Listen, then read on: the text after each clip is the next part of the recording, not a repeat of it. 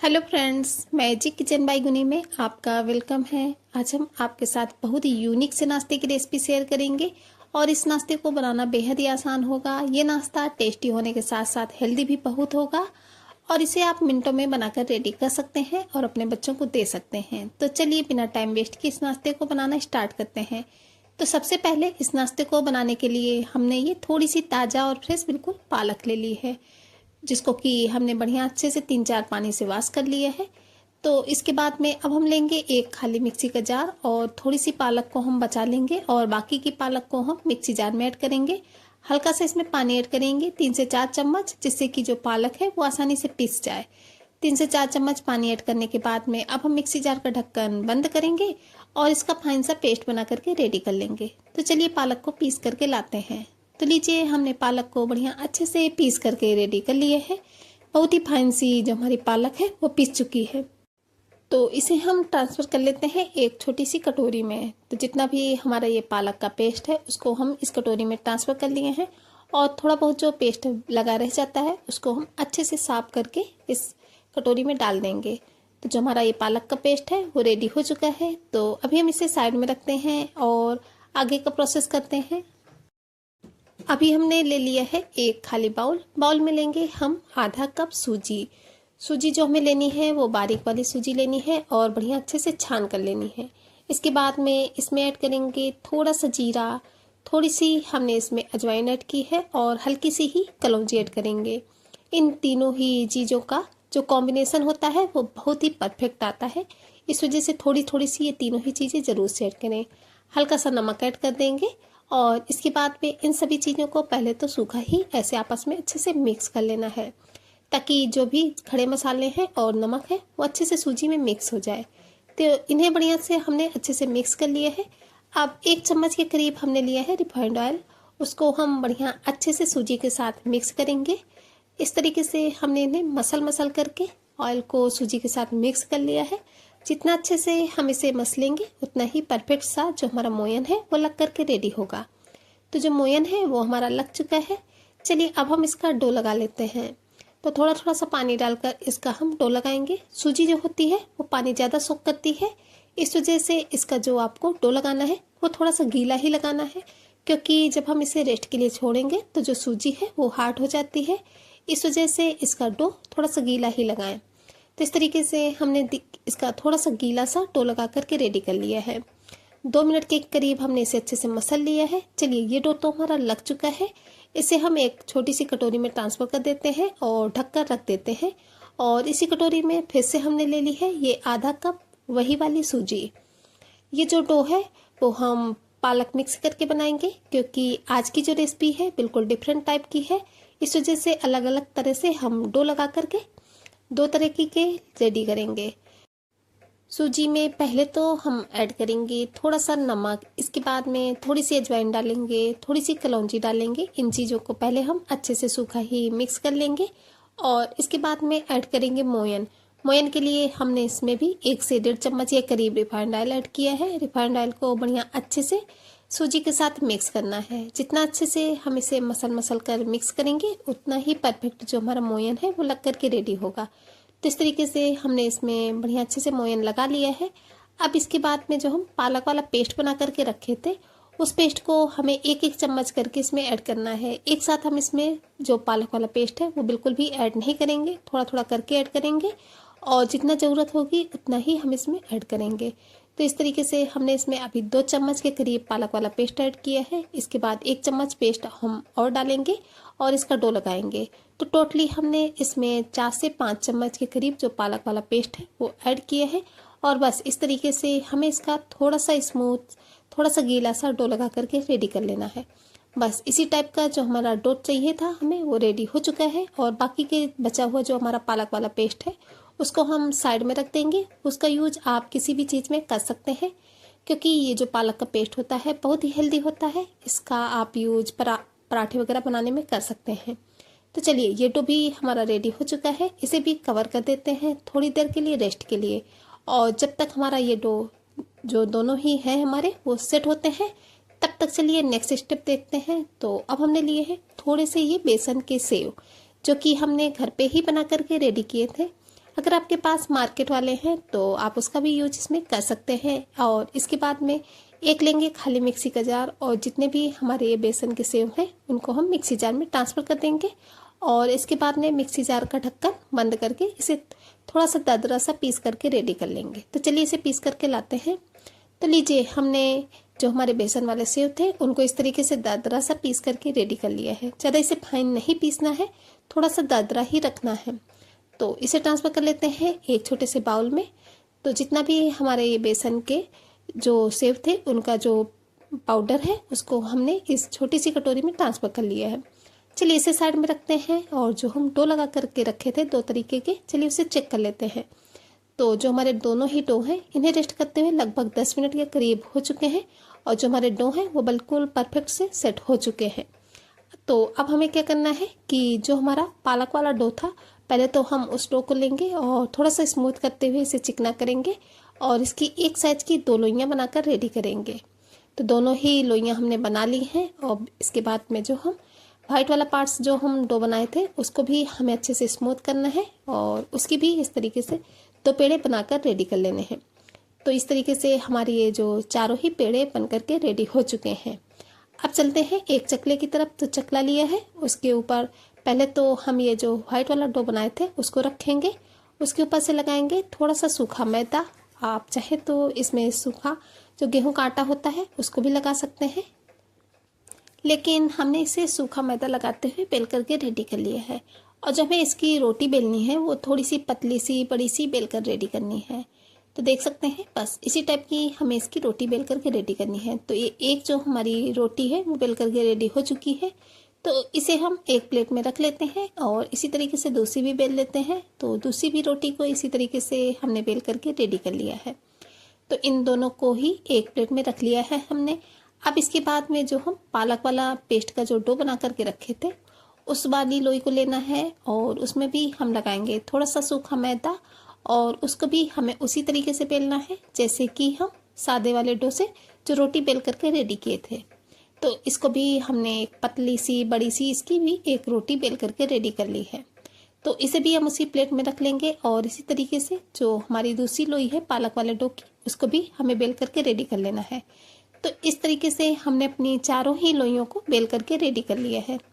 तो चलिए, ये तो चारों हमारी बेल करके रेडी हो चुकी है। अब हमें आगे क्या करना है, अब हम ये जो वाइट वाली रोटी है पहले इसको इसके ऊपर रखेंगे चकले के ऊपर, और इसके बाद में जो ग्रीन वाली रोटी को हमने बेल करके रेडी किया है उसको इस वाइट वाली रोटी के ऊपर रखना है। इन दोनों को ही रखने के बाद में अब हम इसके ऊपर से इस तरीके से बारीक कटा हुआ प्याज डालेंगे। तो थोड़ा थोड़ा सा हमने प्याज को स्प्रिंकल कर दिया है। इसके बाद में बारीक कटा हुआ ही हमने लिया है बीट रूट, उसको भी इस तरीके से पूरी ही रोटी के ऊपर हमें थोड़ा थोड़ा सा ऐड कर देना है। इसके बाद में थोड़ा सा हमने बिल्कुल बारीक चॉक सी करी हुई लहसुन ली है, उसको भी डाल देंगे। आप चाहे तो लहसुन को स्किप भी कर सकते हैं अगर आपको लहसुन का टेस्ट और फ्लेवर नहीं पसंद है तो। इसके बाद में जो हम बेसन वाले सेव को पीस करके रखे थे 1 से 1.5 चम्मच के करीब हमें ये सेव लेने हैं। जो पाउडर है इसका उसको इस तरीके से पूरी रोटी के ऊपर डाल देना है। और इसके बाद में अब हम डालेंगे टेस्ट के अकॉर्डिंग थोड़ा सा नमक, थोड़ा सा पिसी हुई लाल मिर्च डालेंगे, थोड़ा सा डालेंगे ऊपर से मैगी मसाला जिसका कि टेस्ट और फ्लेवर बच्चों को बहुत ही ज़्यादा पसंद आता है। ऊपर से डालेंगे काली मिर्च पाउडर, और इसके बाद में अब हम ऐड करेंगे ऊपर से थोड़ा सा बारीक कटा हुआ हरा धनिया पत्ती, जिससे कि नाश्ते का लुक, टेस्ट, फ्लेवर सभी ही बहुत ही ज़्यादा बढ़ जाते हैं। इस वजह से धनिया पत्ती ज़रूर से यूज करें। तो पूरे में ही हमने धनिया पाउडर को बढ़िया अच्छे से डाल दिए है। अब इसके बाद पे हमें इसे रोल करना है। तो इस तरीके से एक साइड से हम इसे बिल्कुल आसानी से रोल करते जाएंगे। बहुत ही आसानी से ये रोल हो जाता है, और थोड़ा सा इसे हमें टाइटली ही रोल करना है। तो ये जो हमारा एक रोल है वो इस तरीके से हमारा हमें मिल चुका है। तो चलिए इसे एक प्लेट में रख लेते हैं, और इसी तरीके से हम आपको अपना दूसरा रोल भी बना करके दिखाते हैं। तो दूसरा रोल बनाने के लिए हम इस रोल को रख लिए हैं एक प्लेट में। और पहले तो हमने वाइट वाली रोटी रखी है, और उसके ऊपर से रखेंगे जो हमने ग्रीन वाली रोटी को बेल करके रेडी किया है उसको। और हाँ, ये जो हमारी वाइट वाली रोटी थी वो थोड़ी सी हमारी मोटी हो गई थी, तो हमने इसे बेलन से हल्का सा पतला कर लिया है। तो बस ऊपर से हमने ग्रीन वाली रोटी रखी है, और उसके ऊपर डालेंगे बारीक कटा हुआ प्याज, थोड़ा सा बारीक कटा हुआ चुकंदर, थोड़ा सा लहसुन जिसको कि हम बारीक बारीक से चॉप करके रखे थे, ऊपर से डालेंगे बेसन वाले सेव जो कि हम उसका पाउडर बना करके रखे थे। ऊपर से सभी मसाले ऐड कर देंगे जितने भी हमने पहले वाले रोल में ऐड किए थे उन सभी मसालों को। और हाँ फ्रेंड्स, आप हमारे ये नाश्ते की वीडियोज कहाँ से देख रहे हैं प्लीज़ कमेंट बॉक्स में बताना बिल्कुल भी नहीं भूलिएगा, क्योंकि आप लोगों के कमेंट पढ़ के बहुत ज़्यादा मोटिवेशन मिलता है और हमें भी पता चलता है कि हमारी जो रेसिपी है वो कहाँ कहाँ से देखी जाती है, आप लोग हमें कहाँ कहाँ से पसंद करते हैं। तो प्लीज़ बताना बिल्कुल भी नहीं भूलिएगा। तो इस तरीके से हमने अपने दूसरे रोल को भी बना करके रेडी कर लिया है। ऊपर से डाल दिया था बारीक कटा हुआ हरा धनिया पत्ती। तो दोनों ही रोल जो हैं वो हमारे बन करके रेडी हो चुके हैं। तो चलिए इन दोनों ही रोल को हम लेकर के चलते हैं गैस की तरफ स्टीम करने के लिए।